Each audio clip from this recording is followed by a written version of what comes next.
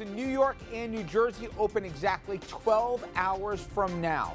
Finally, we will look at the state of the race and whether the latest FBI revelations about Clinton's emails are moving the needle.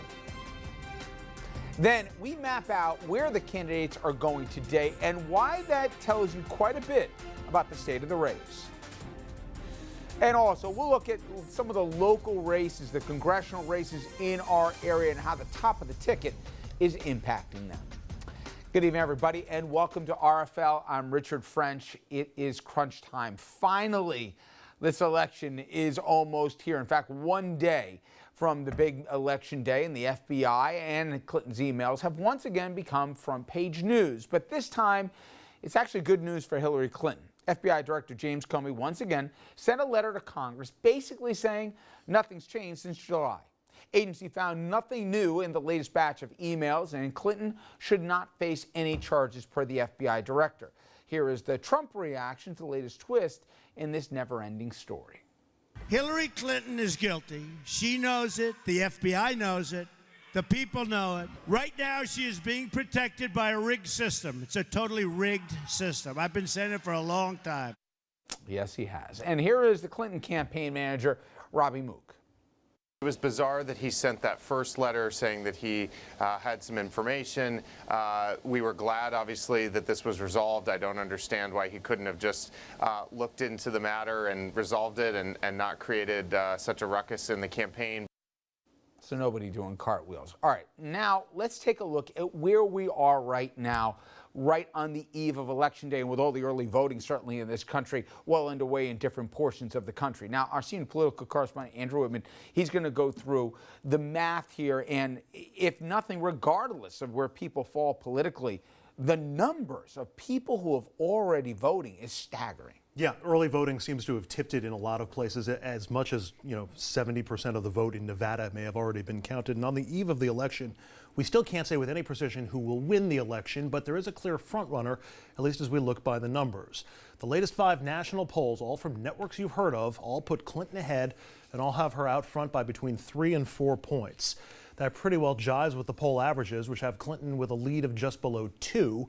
As for the election forecasts, 538 has Clinton as a better than 2-to-1 favorite at just over 68%. The Times has Clinton as an 84% favorite, and the betting markets place Hillary's odds at closer to 90%.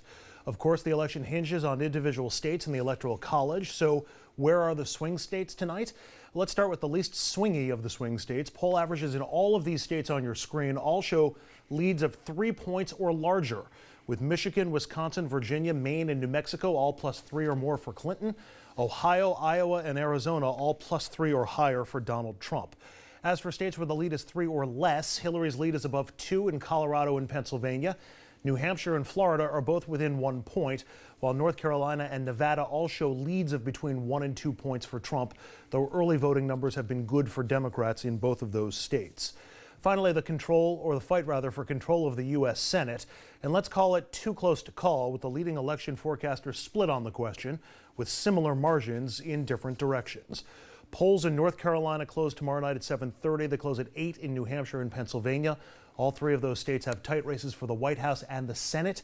They bear the closest watching early in the evening tomorrow. Rich? We are almost there, Andrew. Thank God. Now, for more on the state of the race, I spoke with Kevin Robillard. Kevin's a campaigns reporter for Politico.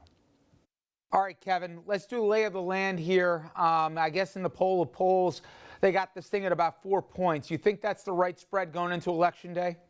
That's what the polls certainly would indicate, and it sort of matches what you hear from political operatives, that this is not a nail-biter of a race, but it's certainly close, that Trump is either sort of right inside striking distance or right outside of it, but that it will require, a pretty heavy lift from the Trump campaign to pull off a victory at this point. Some of the numbers for the early voting, Kevin, have been jaw-dropping. I think in Florida, more people have voted early already or by absentee ballot than voted altogether 4 years ago. What are we learning, at least from some of the early returns, in terms of registration numbers and who's been turning out with the eye test to vote early so far nationally? So really, particularly in Florida and in Nevada, you've seen really big jumps in minority turnout particularly among Hispanic voters, which is not a very good sign for Donald Trump. According to some polls, he's losing Hispanic voters by 60 or 70 points. So there's really been a backlash against Trump from the Hispanic community. Trump has sort of made immigration a centerpiece of his campaign, and that's really maybe turning out to bite him in the end. And you're also seeing pretty good turnout from African Americans, particularly in Florida. One warning sign for Democrats: in North Carolina, African American turnout is actually down from 4 years ago in early voting. That's not a great sign. Hillary Clinton needs a very strong African American turnout there to pull out a victory. Kevin, in terms of ground game, get out the vote, party, or really candidate campaign infrastructure, it's been said that there's a huge advantage on the Clinton side. However, I've heard a different school of thought, which is while they have maybe the better apparatus, it's not all lost for Trump because the RNC found religion, if you will, certainly after 4 years ago, and put a much better state database and metric measurements on the ground. How much of that has transferred actually to the Trump campaign? We even hear there's a fight between Trump and some of the campaign folks he's hired that he hasn't paid them here, so they're not doing some of the work for him. What's the reality? So the reality is that Republicans really knew 4 years ago they needed to play catch up with the ground game, and they've definitely put a lot of money and time and work into doing so. But there's still some skepticism that they've really caught up or really are delivering on what they hope to deliver on, really delivering on the ground game. Whereas the Clinton campaign has a much more organized, sort of unified structure than Republicans do. And it's really based off of what Barack Obama successfully did in 2012 and 2008. So they have more sort of history is sort of indicating on their side. That said, Republicans have made a huge effort to catch up. And we really, we'll be able to find out whether or not they did on Tuesday. Down ticket. Give me what the expectation is and the likelihood. If we went to Vegas, can the Democrats, are they the odds-on favorite that they close the gap? Do they think they'll still fall a seat short? What do you think happens in the Senate and the House? So in the Senate, Democrats are probably slight favorites to take the Senate. They need to pick up 4 seats there. They feel very confident that they'll get 2. And then there's sort of another 6 or 7 that they have a shot at. And they only really need to win 2 of those to pick up the control of the Senate. I think if you were asking people to point to a consensus, it'd be Democrats end up with about 51 seats, so they pick up 5 seats overall. In the House, it does look like Democrats are probably going to fall well short of taking the House. Right now, most people would guess that they get in the low to mid sort of double digits, so around 15 or so seats when they need about 30 to pick up the House. So they're going to fall well short of taking the House, but that was always going to be much, much harder than taking back the Senate. Finally, I want to ask you the final number tomorrow, but in terms of turnout overall, a lot of people thought, myself included, people who are so disgusted by this race, you look at the polls, the tone, and everything else attached to it, that a lot of people would stay home. It seems from the early numbers not the case. Is that being driven by the hatred of the potential opponent in the Oval Office? Do we think when it's all said and done, after we count all the math tomorrow night, that we'll have record turnout? What do you think happens just in terms of how many Americans actually cast their vote?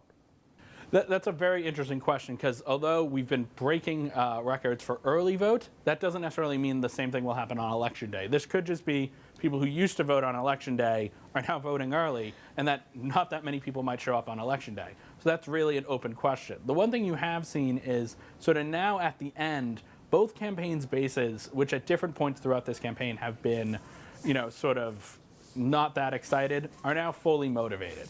Democrats want to get out there and support Clinton and stop Trump. Republicans want to get out there and do the opposite. So it does look like there could be pretty significant turnout tomorrow. Whether or not it sets a record is something we just can't know yet. We have to see how things turn out.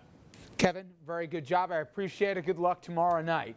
We will all need it. All right, coming up next, everybody, we'll bring in our political panel to take a look at the state of the race, president hitting the campaign trail, and how minority voters could impact things when it's all said and done.